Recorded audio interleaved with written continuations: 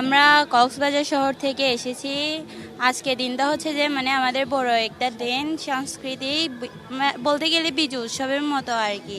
এই উৎসবটা আমাদের প্রতি বছরই করা হয়। এই উৎসবের জন্য আমরা সবাই প্রতি বছর আনন্দে এবং খুশি থাকি, যাতে আমরা সবাই একসাথে সুস্থভাবে কাটাতে পারি। সেই জন্য আমাদেরকে নিমন্ত্রণ করেছে বলে আমরা আজকে ঢাকায় আসতে পেরেছি এই উৎসবে।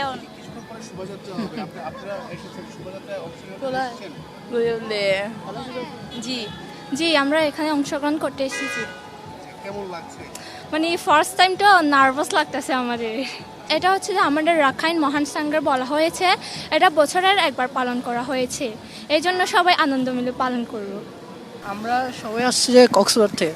আচ্ছা আচ্ছা, আজকে এই সংস্কৃতি কি পরিচয় করে দেওয়ার জন্য কি এসেছেন?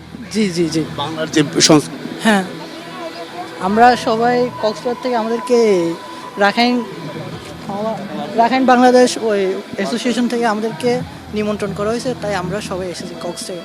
আমরা হচ্ছে সবাই রাখাইন আদিবাসী। আসলে বাংলা ভাষার প্রতি, বাংলা সংস্কৃতির প্রতি যে ভালোবাসা, বিভিন্ন জাতির মানুষরা তারা কিন্তু এসেছেন এই বাংলা নতুন বছরকে বরণ করার জন্য। আমরা একটু দেখানোর চেষ্টা করব যে শোভাযাত্রা চারুকলা অনুষদের 3 নম্বর গেটের দিকে মানুষ কিন্তু ছুটছেন সেই বাংলার যে নতুন বছর, সেই নতুন বছরে বরণ করার জন্য। আমরা এটাও দেখেছি যে বিভিন্ন জায়গায় কিন্তু রাস্তা বন্ধ করে দেওয়া হয়েছে আজকে এই শোভাযাত্রা উপলক্ষে। এমনকি পুলিশের আইন শৃঙ্খলা বাহিনীর যে পরিস্থিতি, সেই Hire Google TV.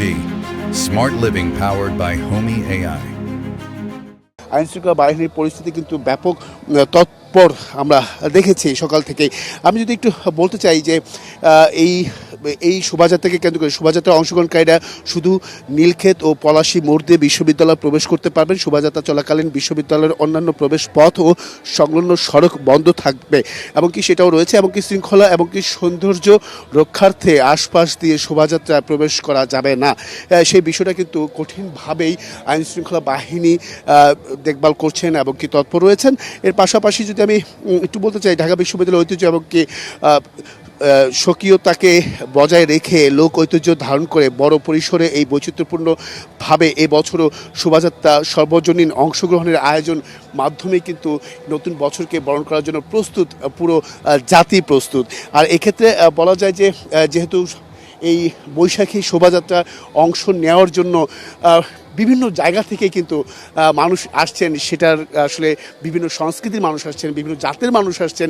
তারা কিন্তু এই বাংলা ভাষাকে আরও উচ্চ জায়গায়, আরও যে সংস্কৃতি, বাংলার যে সংস্কৃতি, সেই সংস্কৃতির সঙ্গে পরিচয় করে দেওয়ার, বিভিন্ন সংস্কৃতি রয়েছে, ঐতিহ্য রয়েছে, সেগুলো আসলে পরিচয় করে দেওয়ার এই আজকের দিনটাই কিন্তু তারা স্মরণ করে রাখবে, এমনটাই প্রত্যাশা করছেন।